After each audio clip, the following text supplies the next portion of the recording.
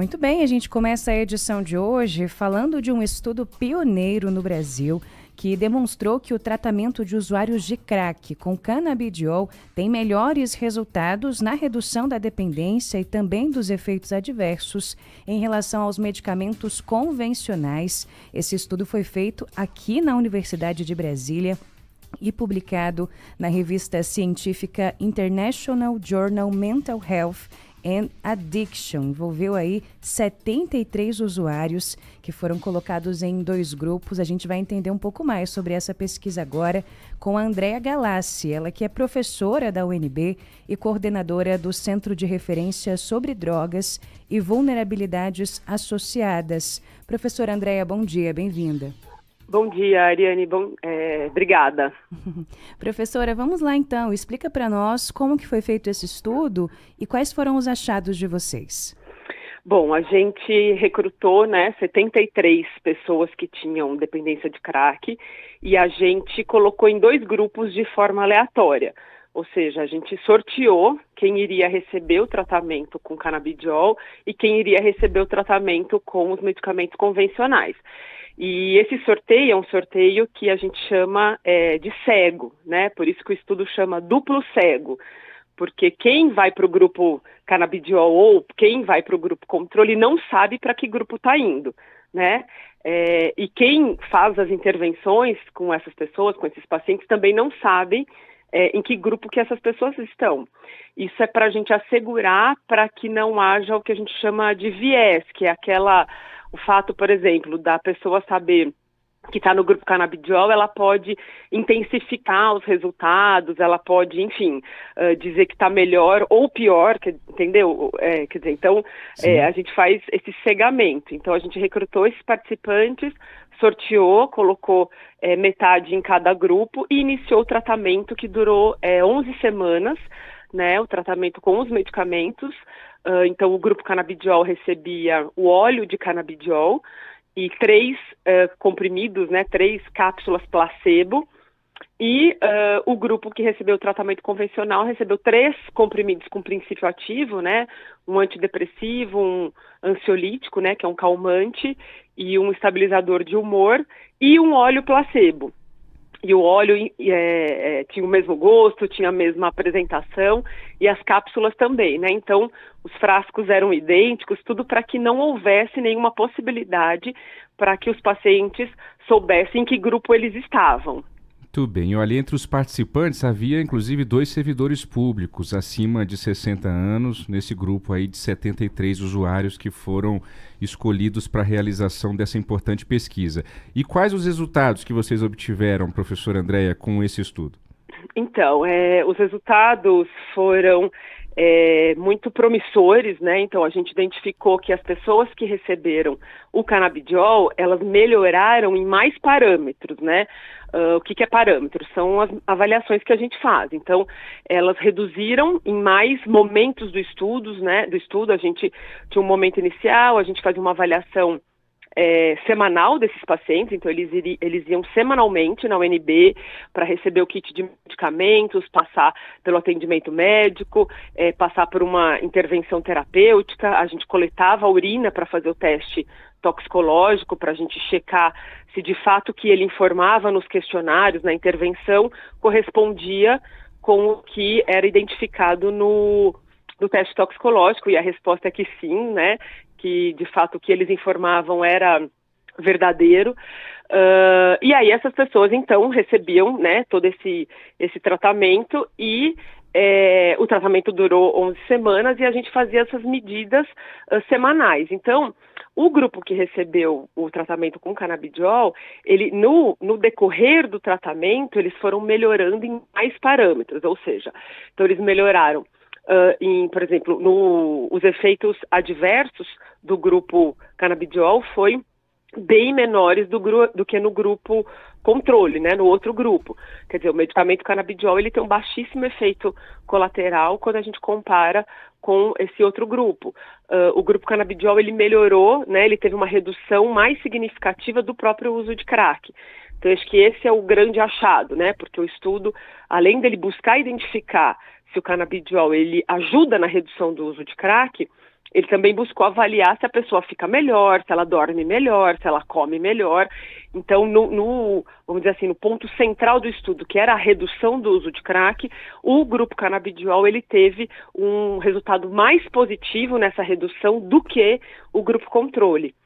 Além disso, o grupo canabidiol ele teve uma melhora na ingesta de alimentos, quer dizer, no apetite, porque a gente sabe que as pessoas que usam crack têm uma redução no apetite, então melhorou o apetite, a pessoa fazia uma avaliação da sua saúde, né, que a gente fala de uma autoavaliação de saúde, de bem-estar, muito melhor do que o grupo controle.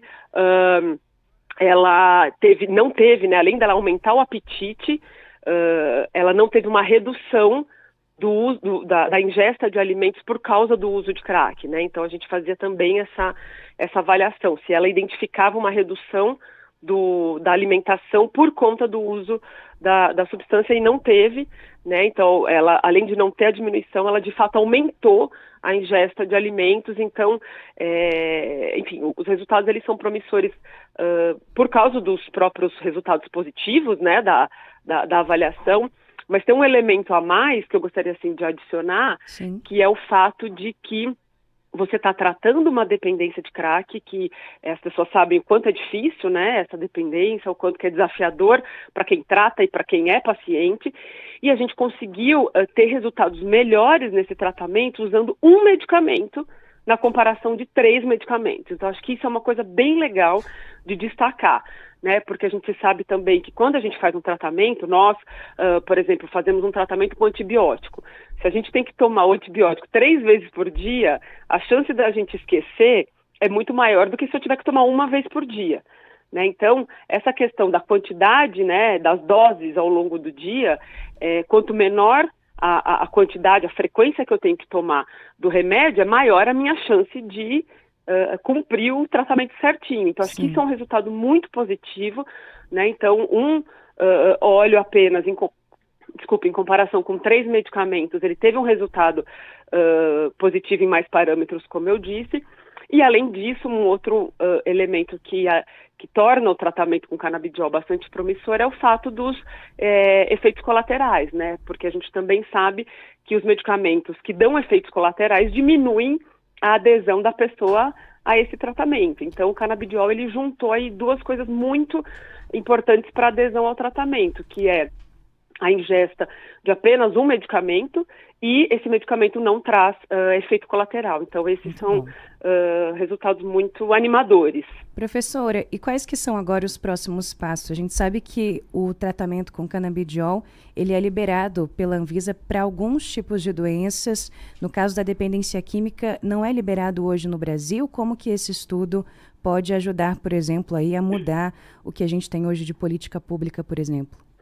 Esse estudo ele se torna bastante importante nesses casos, né? Porque ele vai subsidiar decisões, por exemplo, judiciais, para que essa pessoa possa, por exemplo, fazer a importação, né? Se porventura a Anvisa não autorizar por conta de ser uma, né, vamos dizer, entre aspas, uma doença que não está prevista no rol de doenças que ela autoriza a importação. Então, é um estudo para subsidiar essas decisões, mas eu vejo que há um relatório, porque a gente já tem precedentes de pessoas com outros quadros que não de dependência, mas, por exemplo, de ansiedade, de outros transtornos mentais que conseguem sim a importação sem nenhum problema.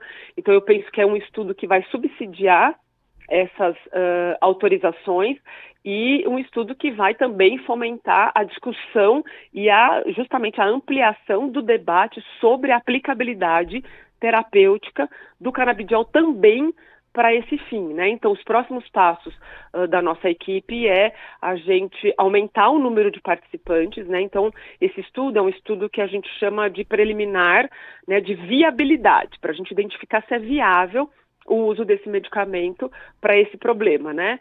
Que até então isso não havia sido realizado. Então a gente identificou que é viável, que é seguro, é um um medicamento seguro, viável, enfim, com resultados positivos. Então, a gente tem como próximo passo aumentar o número de participantes para em torno de 200 participantes e aplicar o mesmo protocolo do estudo com esses 200 participantes para a gente identificar se esses resultados se mantêm, se eles eventualmente melhoram.